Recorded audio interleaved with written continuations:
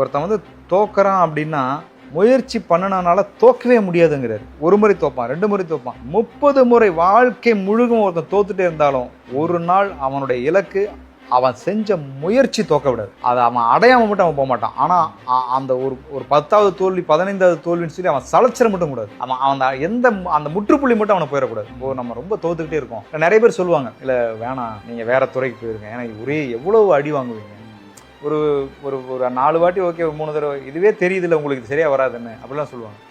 ஆனா அவனுடைய எண்ணம் வந்து இல்ல என்னால இன்னொரு தடவை அட்டெம்ப்ட் பண்ண முடியும், மறுபடியும் எந்திரிச்சு வரான்.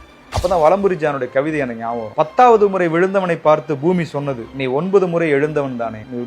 நீ எத்தனை தடவை எந்திரிச்சிருக்கடா, நீ 10வது தடவை விழுந்திருக்க, அது பிரச்சனை இல்லை, ஆனா 9 டைம்ஸ் நீ எந்திரிச்சிருக்க, மறுபடியும் நாள் எந்திரிக்க முடியும். அந்த மறுபடியும் ஒருத்தன் முயற்சி செய்ய அவன் ஒரு நாள் அவன் அந்த டார்கெட் அவன் அடைஞ்சே தீருவான். அதுல எனக்கு ஆணித்தரமான ஒரு அசைக்க முடியாத நம்பிக்கை உண்டு.